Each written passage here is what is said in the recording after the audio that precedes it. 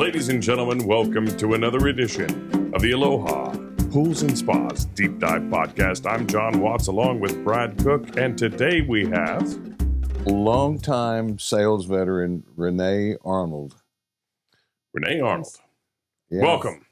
Thank you. Renee is works out of the Cape Girardeau area, and she covers, down into the Boot Heel of Missouri and on up into the St. Louis market and over into Illinois. Actually lives on the other side of the river in Illinois, so she's well connected in a lot of areas in the Northern Territory. And I wanted Renee to come on. Well, I want to eventually get around to everybody, but Renee has been with us for how long, Renee? Since October of 2008. Yeah. So was I married? No. Yes, I was. Yes. No, I knew that. I know that. I was married of just a few months, and when you came in October, and you want to tell the world how we met and how everything went down. I've got this one phone call that I recall that was the first time that we engaged in a professional manner. You remember? Okay. Yeah, I don't know. I was your marketing agent for River Radio. You mean to prompt you? Sold air. Yeah. And then they had me do, I think I know where you're going with this. Okay. I had to do, they had a open house and we did a live remote. Okay. And I went to the Cape Girardeau store. At that time, it was in Scott City originally. And I've moved 4 times with him. Yes. We went to the Scott City store, and he had a salesperson there. Can we air quote? We really need to air quote that. He had a person there. There you go. That was selling pools. It was a person. And a client that I know very well came in from Sykeston, who wanted to buy a pool, and the salesperson was not very helpful. So I got on the phone with Brad and walked them through buying a pool. And she was working. She was a salesperson for the radio station. She was working the remote, and she couldn't stand to see what was going on there with this presentation, but this engagement going really nowhere, and that wasn't really helpful. And so, did I try to hire you right there on that phone call? I don't know that it was right there on that phone call, but it was. You've got to get a salesperson. We're doing an injustice by bringing these people in, and we don't have anybody to sell to them. Right. Salespeople have a tendency to. They're easy to sell to, but they're hard to sell to. If we recognize that someone is doing a terrible job in sales, it hurts inside. We're like, no, it's so easy. I'm bringing you people. Yes. And when John says we, just for a little background, John has been a salesperson for radio stations. Radio, TV, used to have a furniture store. I've been in sales since. And it's pretty remarkable when he sits and listens to these, any type of sales presentation, or when he hears when we had the sales meeting up in Grand Rivers, he understood everything, and so he's been trained. He's not just been just going out and handing a price list and selling. He kind of understands the art of helping people through a process, and helping people understand. So when he said we, that's what he. Yeah, I think it's the royal we of sales. That's interesting because I actually started in furniture, and then went to radio. And now I'm in pools. Well, now we're getting somewhere, right? So. Right. I always say, if you know sales, first of all, it's the number one paying position in all these different industries. It's how you make money, and you don't always necessarily need a college degree, although many of us have one. You don't need. It's one of those things that you can do, and that people always need. And you're generating revenue. And I know eventually AI may take a lot of positions like the straight call sales. But I think I always say pure salesium. I sold cars once and for a little while. And I loved just building the relationships with people. Yeah. And that's my thing. favorite part. That's what AI can't never do that. yet is really, I say get, but I don't think it's ever going to necessarily get the warmth and the actual relationship situation down, although people are trying. And, Renee will tell you, for our 18-year relationship, I've always thought that selling is this easy, because to me, it's not that it comes natural, but it's just really, it's not selling, it's just talking to people and explaining to them what they know. And typically you're dealing with somebody that's educated enough to be able to afford a pool, so they can really make their own decisions. And so you're just walking people through it. But when you try to hire somebody, I can't believe how people that they want it, but they want to try to figure it out, but they don't. There's just not a lot of people that is good. And you know what I think? If you were going to try to hire somebody, it would be a psychologist. Because because Cindy is just, she knows how to walk people through a process, and it's nothing but just learning how to talk to people, basically. And when you're talking to a kid in school that needs some help, it's probably not much different than when somebody comes in, a customer that needs some help. But anyway, well, when I started selling furniture, I actually started in the credit office, and when I saw what the salespeople were making, let's just be honest, I was going to college and I'm thinking, this is not where I want to be. If I can get out on the sales floor, and I was dumped onto the sales floor with at that time there was 3 gentlemen that I worked with, and it was a man's world. Selling, period, is kind of a man's world when you get into it. And disagree. I don't. It's not a man's world, but there are more men selling than there are women. I agree. I understand that. I don't think in media sales. No, media sales, there's more females. And I don't think in furniture sales. When I was this is back in 92. Today is definitely different. Yes, it is. It is a lot different. But back in 92, I was dumped with 3 gentlemen, and I could see that. They would, for me to get help from them to sell, they would say, "We're taking half."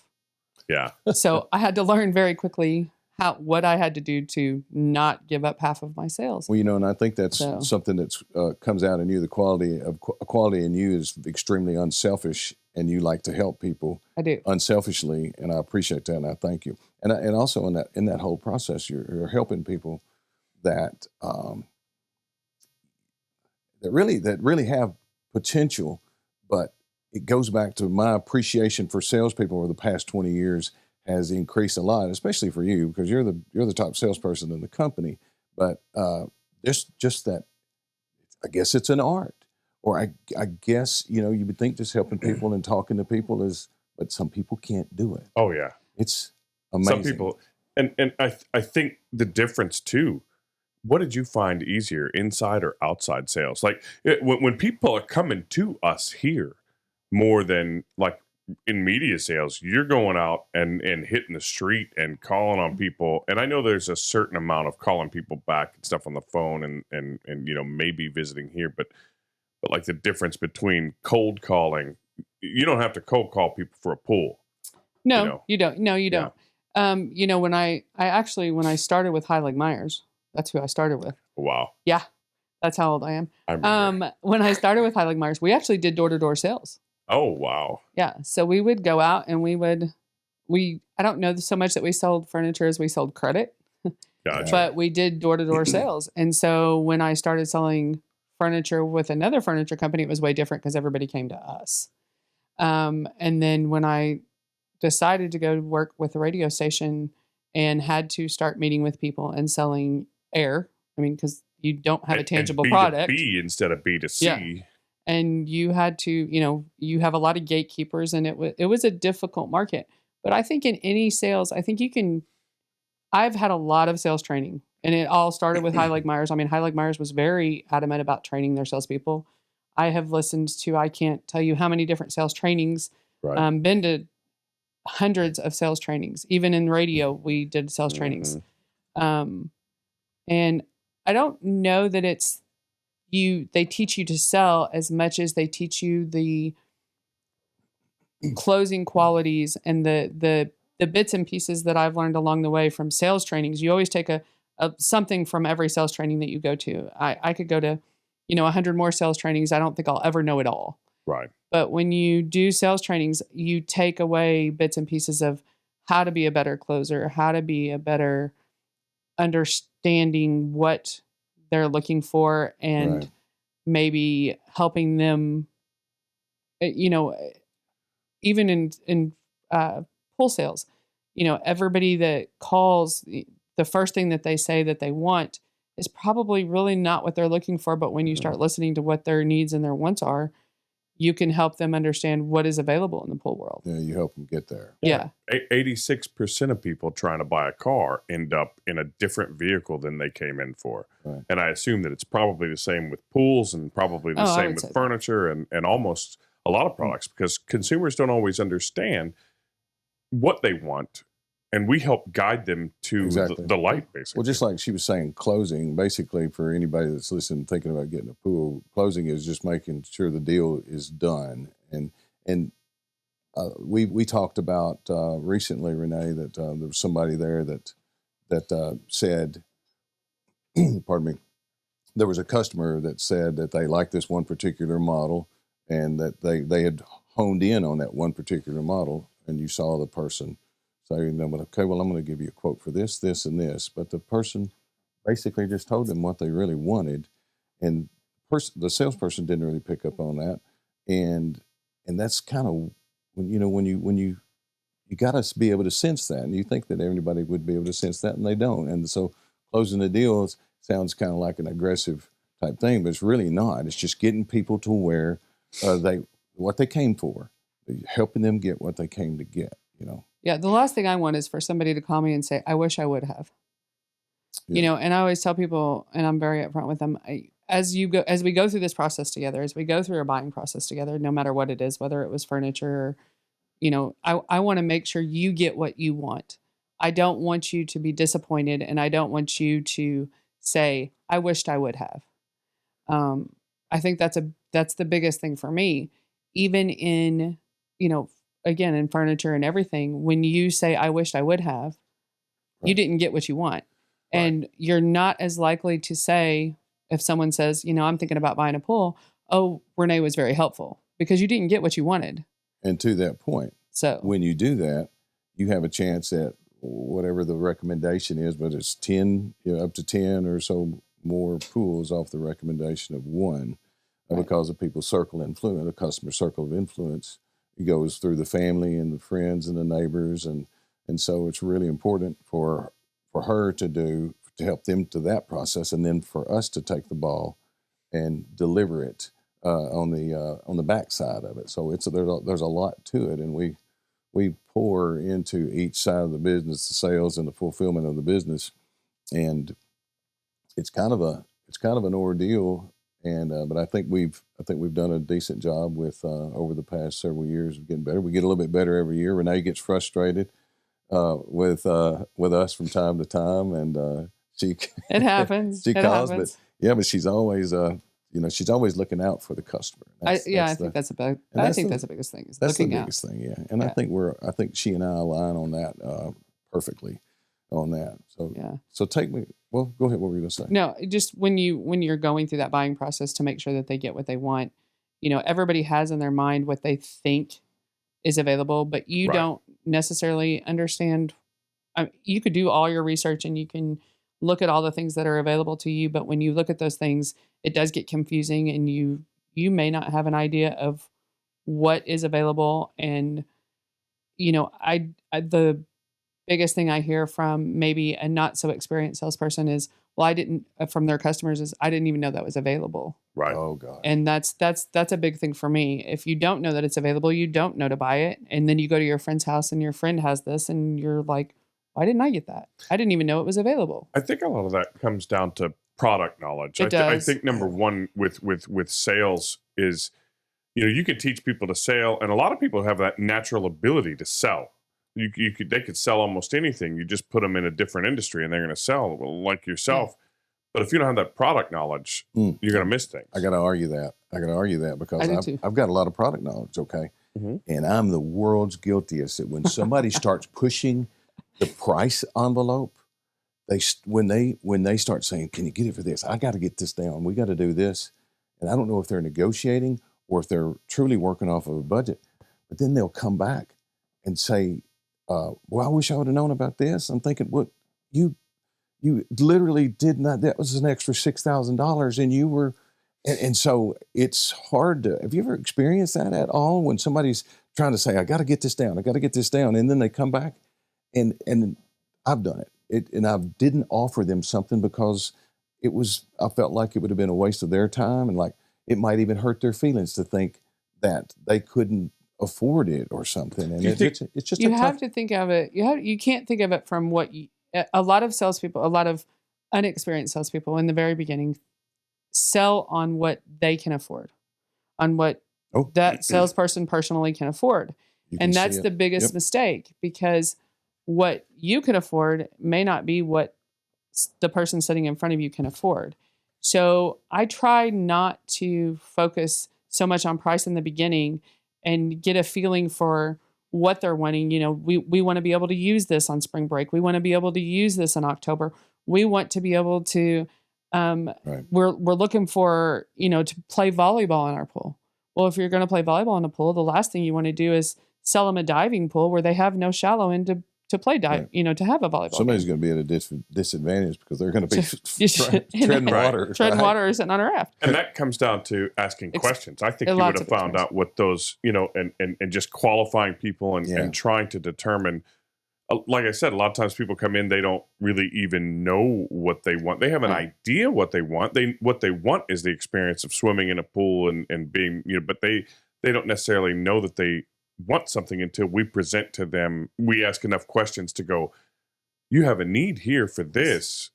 Right. And we've identified something that we can steer them towards because of the product knowledge is all. And I think it comes with experience, because when I first started selling pools, I will be honest, I was very inexperienced, and I knew nothing. Right. And it was understanding a lot about what the customer is looking for and things that you can offer them to make their life easier and help them make the memories that they're looking to make. And again, it all goes back to making sure they get what they want, because I don't want to hear, I wished I would have. That's my biggest fear. But, and also, on the salesperson's end is understanding hydraulics.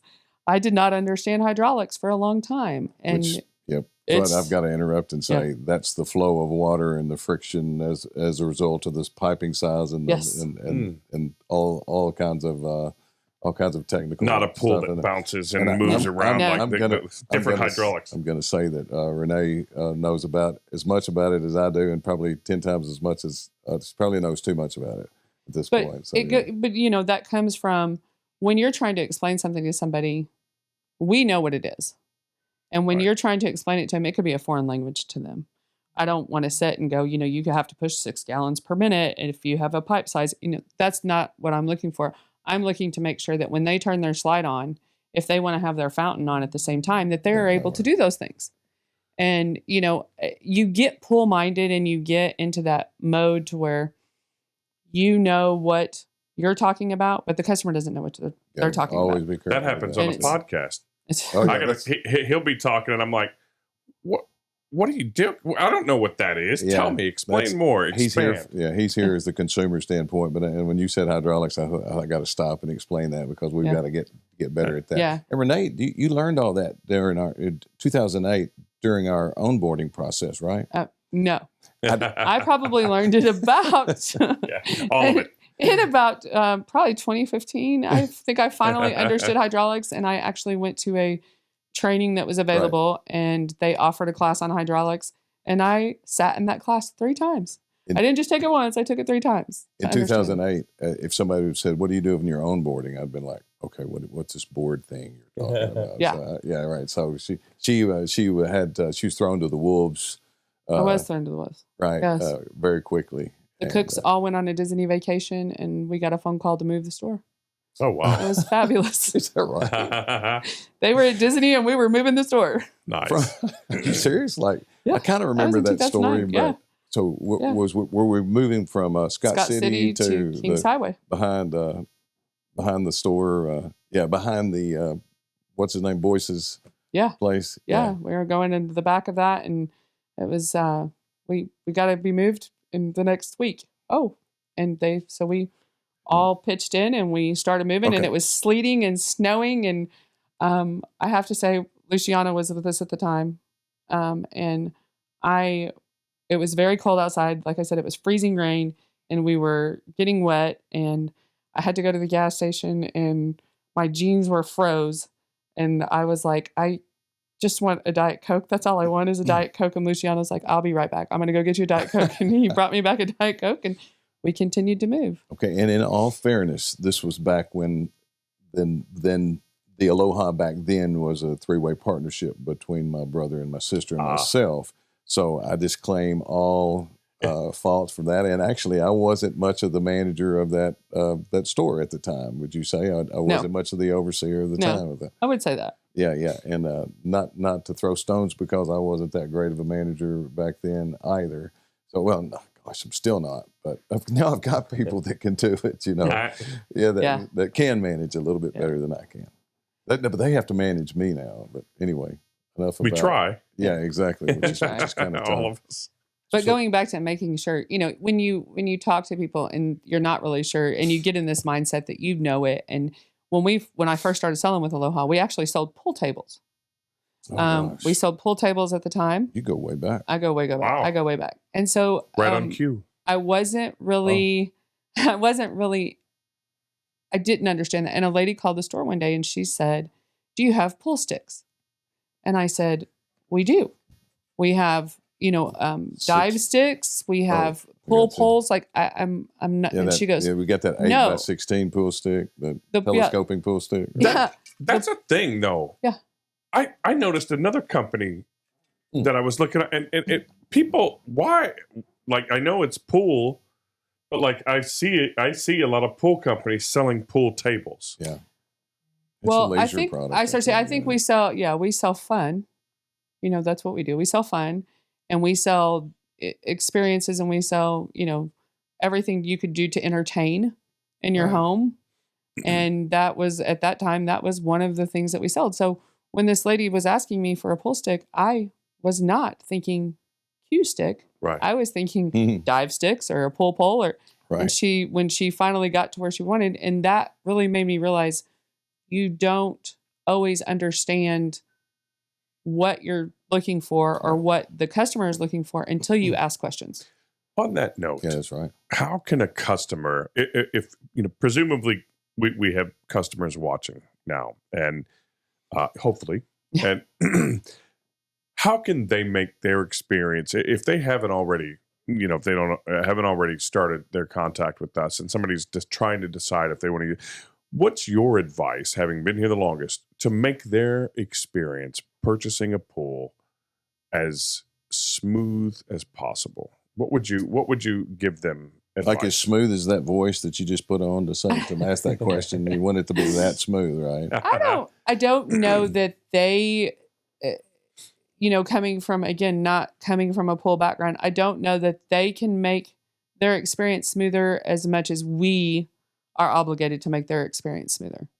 We are obligated to ask questions. Mm-hmm. Yeah. We're obligated to ask questions. We're obligated to understand what their wants are, what their needs are, how many children they have, what they see themselves doing, what their vision is in this backyard. As far as, I love when people call me. I love type A personalities. I love when people call me and they said, "I've been on Pinterest. I have 30 pictures downloaded to my phone. I have an idea of what I'm looking for." Great. Send them to me. Or, bring them to me and let's look at the pictures and let's look at your vision and see what you're looking for. Because the last thing I want to do if they're looking at natural pools and all this stone around their pool is to give them a white aluminum coping and a pool in the backyard. And it may not always be in the budget, but we can at least work towards that and understand what they're wanting and help them achieve that vision. Well, yeah. So. Well, and also I was going to say that our new website, it's new, but it's not complete. But we're adding videos like this, and we'll probably do reels out of this if we find something very helpful within this video. We're probably going to put it on the website as well. Actually, had our first customer. We've only been doing this since for about 2 months. I had our first customer last night text. I sent you a screenshot of that saying, I just saw your podcast on Facebook. That's really helpful. And I said, which one was it? Because if I know that, I'll put it on the initial email that goes out. And so we can be helpful. And I think what we're doing here with this is going to, for one, help people get to know Renee and then Larry and then, all the sales team, but that will get them a little bit more comfortable. But not only that, they'll also get to see the pools going in, some of the time-lapse videos. Do those cameras come in? I'm waiting on them right now. I would be working on that, but I'm on a podcast. Excuse makers and responsibility. I think time lapse videos are very helpful. I think it helps people understand what they're getting. The last thing we want you to think is that we come in and it's all nice, neat project. I mean, we're going to destroy your yard. Yeah. And exactly. I think when you help people understand the process that they go through when they're building a pool. Cindy just did a. Sorry to interrupt. No. Cindy just did wrote a blog last night on. She didn't write it. She just changed some wording on one last night, and there's a video inside that blog, probably of me saying we're going to destroy your yard or whatever. Right. And so things like that. I think just get in and do the research. Get on our YouTube. I know this is coming an advertisement. But you asked, so I'm just telling you. Getting in touch with somebody like Renee or anybody on the sales team. Me, I don't care, and doing the research. And I think that's the thing, because if you know it's not going to go smooth, and it then it's kind of goes smooth. You know what I mean? Right. And so I just think that preparedness, and also I'd say something we did last year is we sent out like 100 as many people that would respond about their pool experience. And we should do a podcast out of the main ones. And just read all the surveys. Because there were some bad ones. Yeah. But they were also extremely eye-opening. And they're just, and I've vowed to not let that happen again this year, whatever that means. And a lot of it was on the above-ground pool side and semi-in-ground pool side where, we leave them with more work to do than would be on an in-ground pool. But they knew that up front, then they wouldn't be so upset about it. So we're going to do a better job of that, and we're also going to have Lisa available, and she's going to actually train some more people to do some more on-site pool training. And then anyway, I'm on a tangent. Yeah, Saturday morning pool training. We've started doing that. Yep, and I'll have all. If you watch Facebook, specifically Facebook, Instagram, that kind of thing. We're trying to get on some other socials. You'll see when those are. Right, but back to Renee. So, what are you seeing is trending nowadays? If you could say something to a customer about, what to keep your eye out for or think about when they're getting a pool, what is your what are you excited about in pools this year, or just, I don't know. There's 10 questions in that one question there. So pools have changed a lot since I started. When I first started, we couldn't put corner vinyl liner stairs or tanning ledges or benches in a vinyl liner pool. Right. If you wanted something like that, you had to buy gunite. And that's not the case anymore. We can do all these things. We can customize your pool. And usually the first question during a conversation, you always hear the question, what do most people buy? Well, what most people buy is not, there is no what most people buy. It used to be, but there's not anymore. I can't tell you that I've sold 2 pools that are exactly alike in years, unless they're just, an oval pool that we have that are great for, budget-friendly families that are looking to put a pool in the backyard, and they have a smaller backyard, and it's a great budget pool that you can have your family swimming, and it looks beautiful. And we don't jeopardize the integrity of that pool or anything like that. We just have them on stock. So it makes it a little bit more valuable, less expensive for the customer. Right. But the biggest thing that has changed in the last 3 months with me in swimming pools is AI. And I know we don't want to hear it, but I have done a lot of research on AI and taken a lot of classes on AI and learned how to use AI. And, everybody wants to, I wish I could just see it in my backyard. Right. Well, I actually worked with a customer. You can. So I worked with a customer this weekend at the home show, and they went out back and they took a picture of the back of their house. And we got on AI and we said, we wanted 20 by 40. We wanted to have brick coping. We wanted to have a concrete patio. We want the patio to be 6 feet off of the existing patio. And AI uploaded this beautiful pool into their backyard with their house. Right. Now, you say AI. Which tool do you We were just using user AI. I pay for user AI. User AI. Yeah, it's just it's kind of like a chat GPT. It's not anything fancy. It's just being able to alter photos, and learning what not to alter and what you can alter, and telling, and you have to be specific. We were very specific about, we wanted the pool to be 6 feet off of the existing concrete. We wanted it to have a brick coping. We wanted it to have a slide, and we told it which slide we wanted it to have. And it come out, and it was, I'm going to say, probably 85% accurate. Yeah. And it gave them good enough to give them a visual of what it's going to look like in their backyard. And as we were doing this, she was like, I don't like the way that sticks out from the house. So we were able to go and say, okay, can we take that exact picture and flip that pool and then invert it so we can put that tanning ledge on the house side of the pool? And she was like, oh, I like that so much better. Yeah. So awesome. It gives it, that's probably the biggest thing. We didn't have those tools. We sketch it out on a piece of paper. And this is what it's going to look like. Now vision it in your backyard. Right. It's a little more difficult. And we had tools, I don't know when we got Pool Studio, but we have Pool Studio. Right. And I always tell people, you can pay for Pool Studio, but it's kind of like a cartoon drawing. Right. It is. It's a cartoon drawing. It's not, it doesn't, it gives you a visual, and at that time, that's all we had. So it worked well. But now we have these wonderful tools that we can visualize the pool in the backyard. And the salesperson doesn't have to stay up half the night to create the drawing, and then do all the line drawings and do the tool thing and all. It just kind of pops in there, and that's really nice. User AI. I like that. See, chat will. I've been trying to get the paint color to look right on the O'Fallon, Illinois store, right? And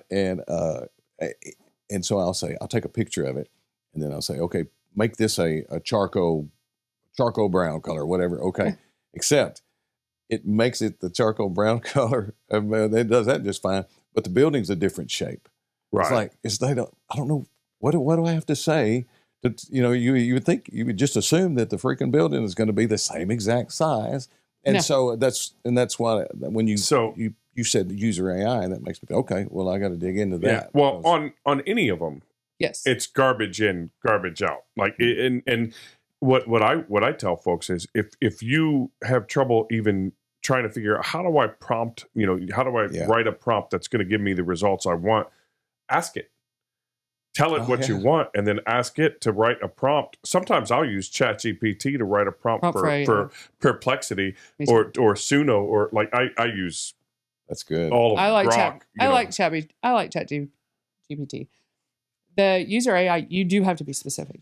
We had to say, do not change, and that, and it may be something as simple as that. Do not change the structure of the house. Do not change the colors of the house, and do not change the location of the house in reference to the garage. Right. And you have to be very specific. It's getting there. In 6 months we probably won't have to do that. Right. I'll tell you. Yeah. I sat with Chat 3 hours the other night working on a bonus program, and we got to know each other really well. I think we've got something that's really going to be effective. I'm really excited about it. But I've been asking for people in the company to come up with something that we can use to help people visualize, and so. Really would like to get that on the website. Just, some sort of buy a license and put it on the website so our customers can use it for free. And you know, they can get their pool drawing right there off the website. I hadn't got that done. When are you going to do that? I'm John? working on it in between podcasts. Yeah, it's a great tool. I mean, it saved me from having to, you know, leave the customer's house and, you know, think about it where they could visually see it as we were sitting there and ask the questions like, oh, I don't like that. Can I change that?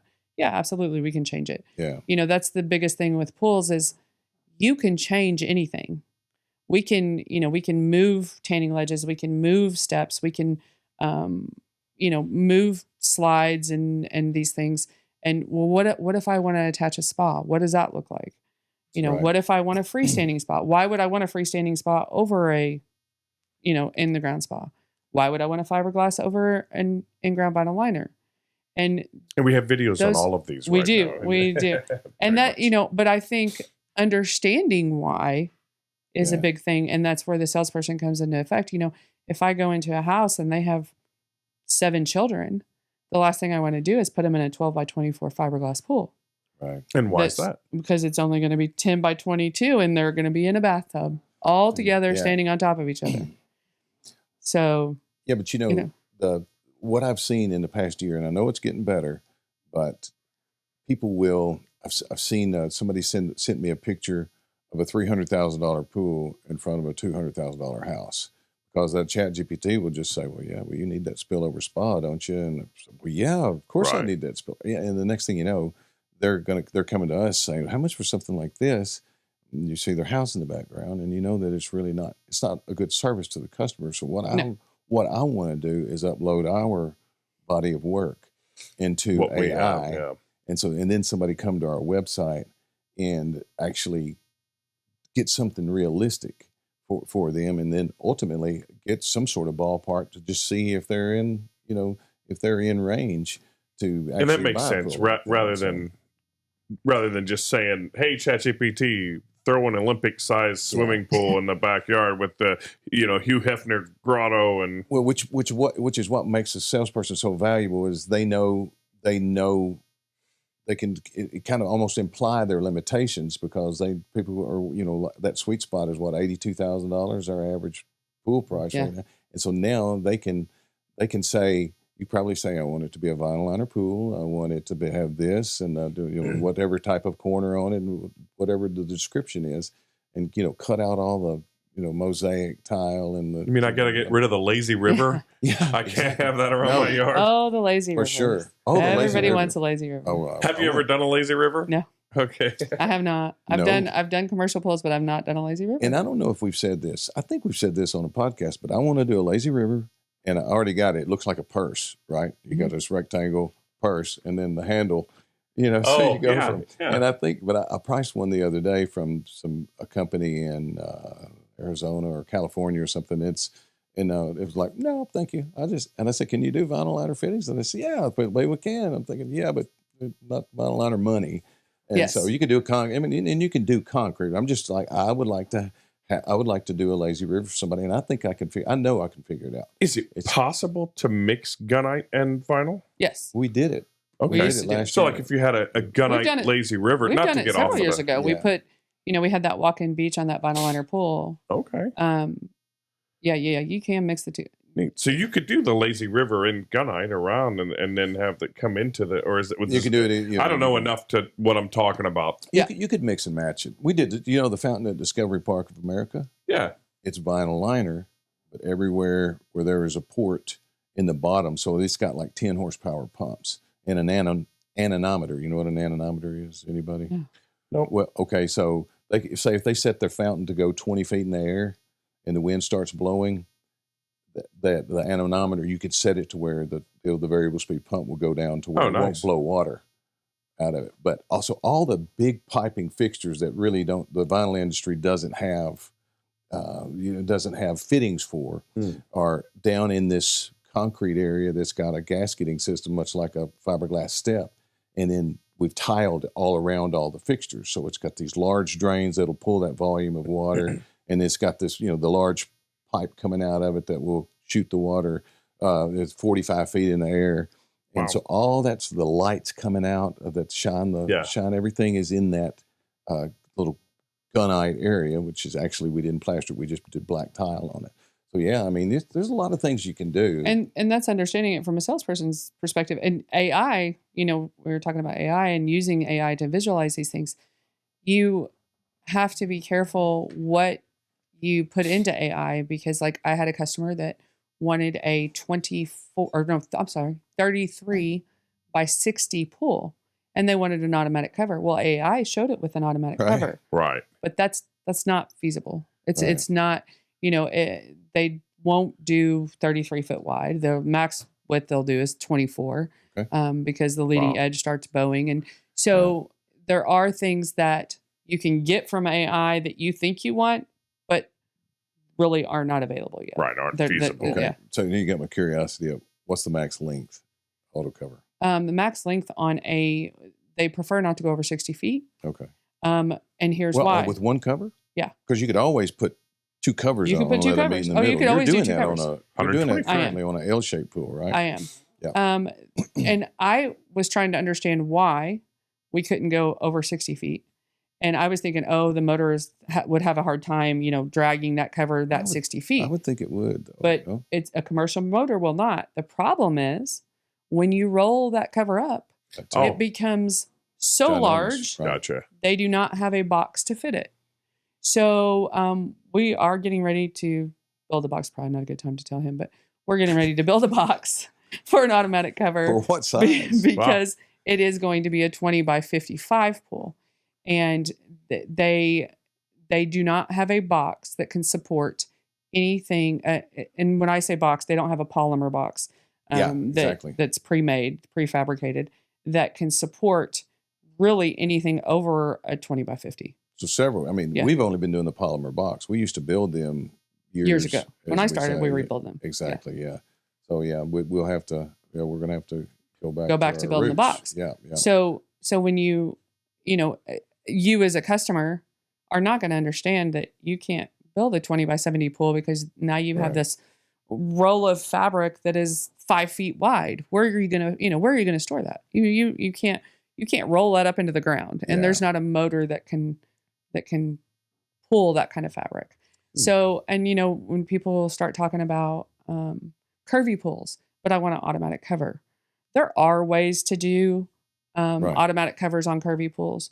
It does cause deck drag, but there are blowers that you can then put in the deck. But these are things that customers may not understand, and that Chat GPT or AI isn't going to understand. Right. That's where the salesperson really becomes, and a lot of that's knowledge too. I would have had to ask that question 20 years ago when I started in the pool industry. And when you do that on the deck, the deck drag is basically if the cover's got to be rectangle, just so anybody were to watch or listen to this, and then if the pool comes inside, it's got a little waistline on it, then the cover's got to drag across that, and typically it's an abrasive finish, so it's a little bit of a sawing effect back and forth as it goes back and forth. But there's ways that you can install the deck on the inside of the pool at a different pitch. I don't know if that's what you're supposed to do, and that's what I always do, because I can promise you, if your deck is falling away from the pool, then that cover's rubbing across it, it's going to saw at it. But if it's falling toward the pool inside that area, the only negative thing is the rain that falls inside the cover track, it'll fall into the pool instead of away from the pool, but it helps to reduce the drag on it. And there are blowers that you can, we have never done it.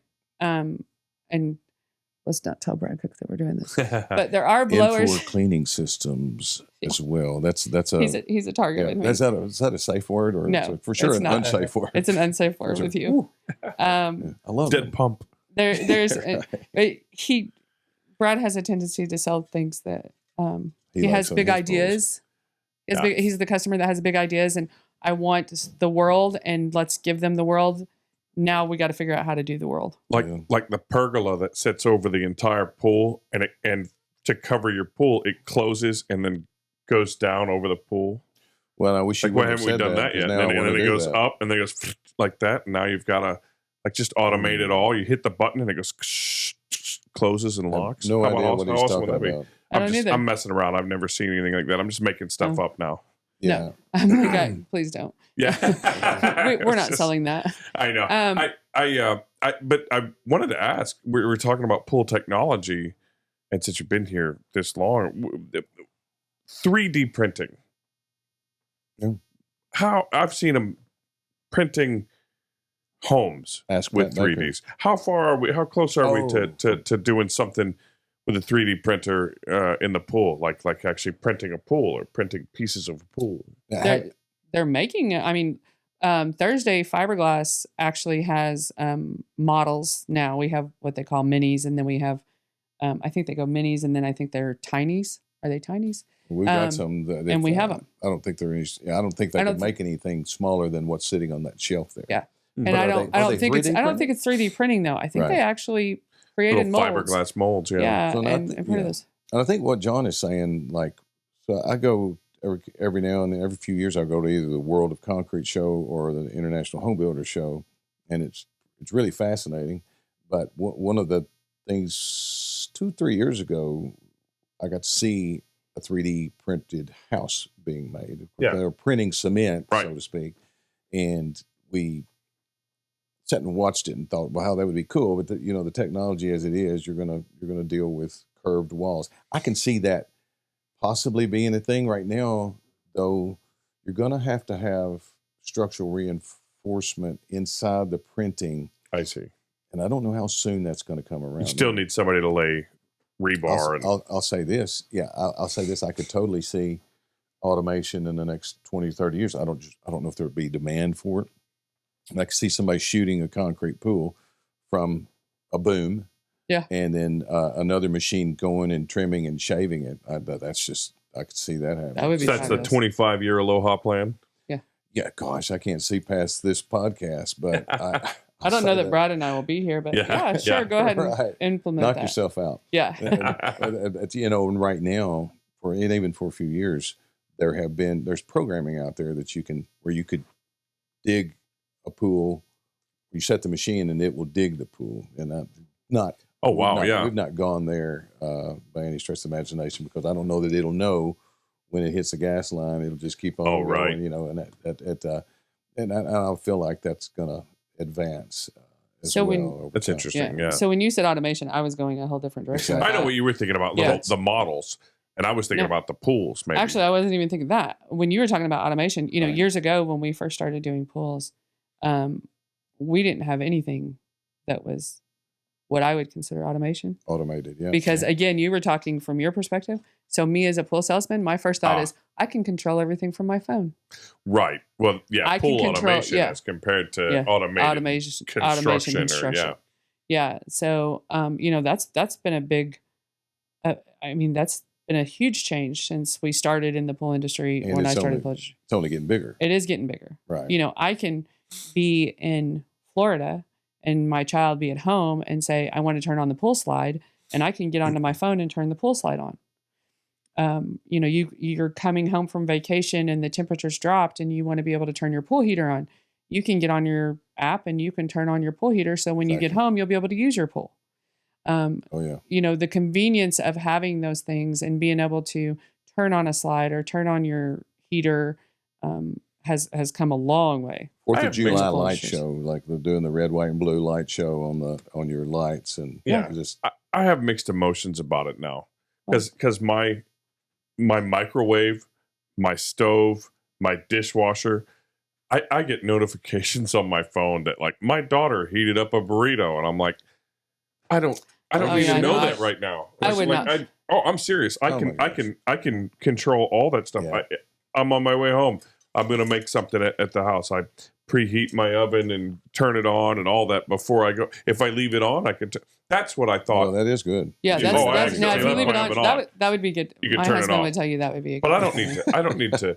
For me. Yeah, my microwave. Like I don't need to know every time somebody finishes something microwaving. I get a notification. I had to turn it off. There's probably some settings for that, and you kind of asked for that. I did. Yeah, you did ask. I did. I got rid of all of it, but. It, at some point, everything connected, and then you wonder, is it all going to turn on you? Well, I always tell people when they start talking about automation for a pool, And they're like, I want to be able to turn my pump off and on. Are you realistically going to turn your pump off and on? Probably not.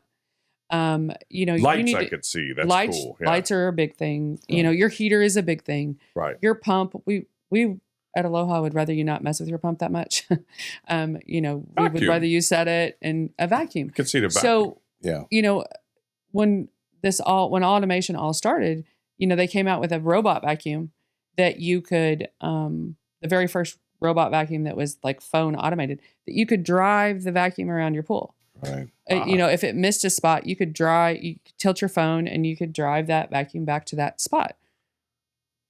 Are you really going to do that? Maybe for like the first summer, it's really cool. Or when somebody's at the house. Have to. Yeah. Right. Or if you have to. Something John and I learned this weekend, we were talking to the solar guy. Well, you sold the owner of the solar company. Yes. Okay. A pool. He's got, in St. Louis area, the kilowatt hour price is different depending on the time of the day. Okay. Yeah. So now you can program, we always put variable speed pumps on our pools. So you can program, a variable speed pump is less expensive to run than a single speed. Anyway, for whatever reason, the technology is more advanced and they run more efficiently. But you can now, if you have that situation, I don't think we do where we live. I think the kilowatt hour is the kilowatt hour. Yeah, no, he actually was surprised how cheap our electric was. Right. But up there, it's like 3 or 4, maybe even 5 times more expensive than here. And so now you can program if you really want it to cycle, your filter to cycle, do it during the more dead period, right. And then just let it run during the more expensive periods, like say through the skimmer. So you always have water coming. As I was explaining to the guys the other day, everything that enters the water enters from the top, and it typically has to saturate. And there's some things rocks will fall straight down, of course, but a lot of the pollen and leaves and things like that, they'll have a chance to run through the skimmer. So if you're not turning it off, like you're saying, they're not going to go out there and turn their pump on and off.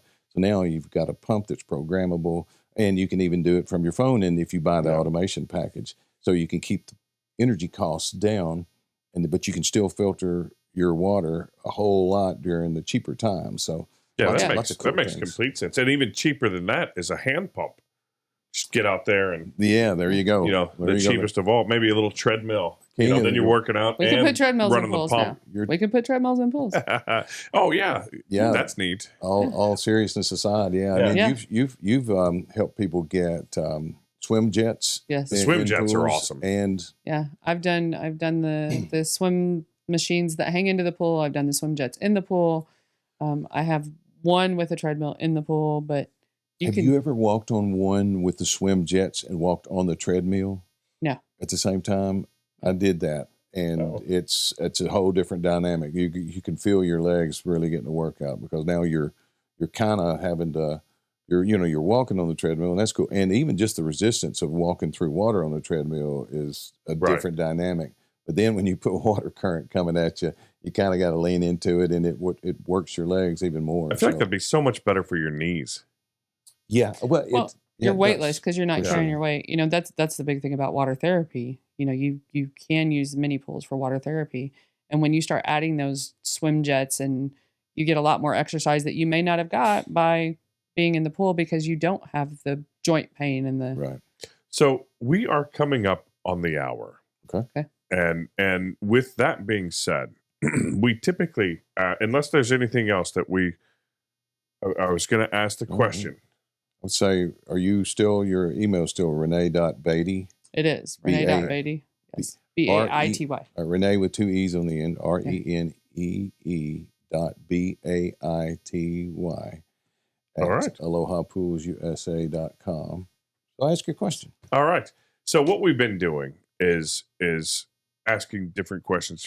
Actually the same question at the end of a lot of the podcasts. If you woke up tomorrow and suddenly we're a multi-billionaire, you have no worries in the world. Your money is no object. Okay. What would you do with your life? What would you choose to do? You can't quit Aloha. No, we need you. No. It's okay. It's okay. I'll let you quit for $1 million. So I will tell you this. A cool $1 million.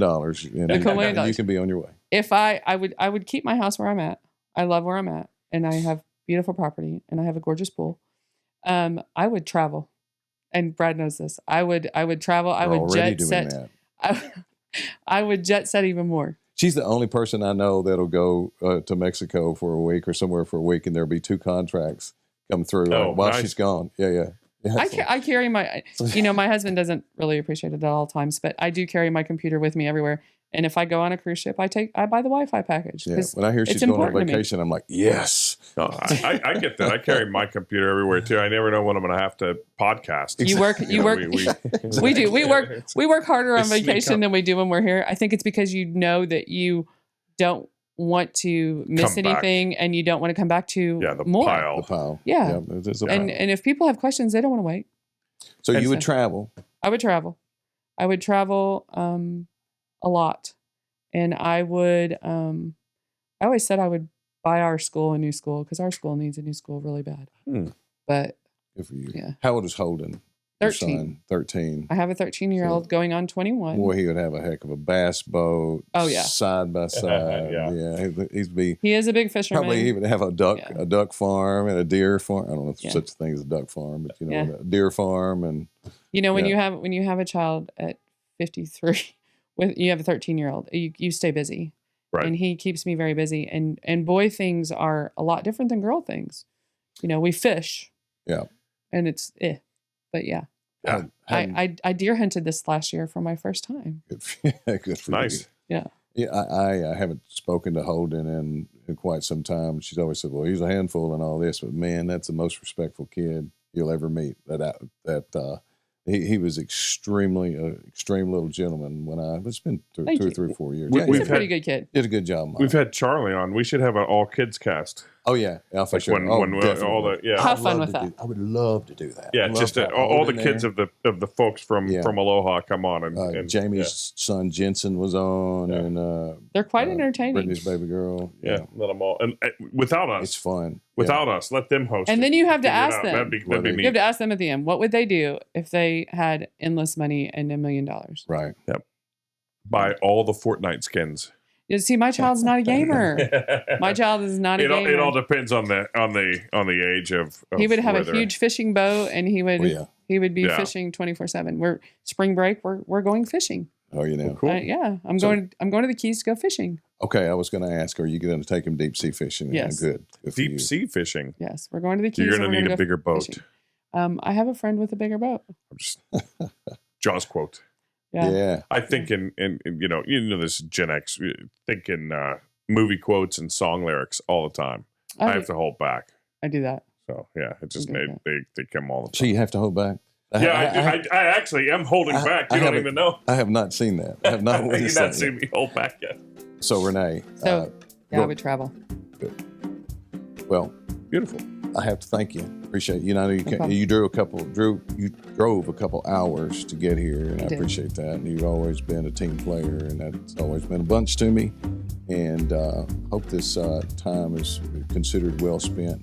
Hopefully, John will get you, and y'all can talk about some other things that like some little short conversations, bio video, and things like that.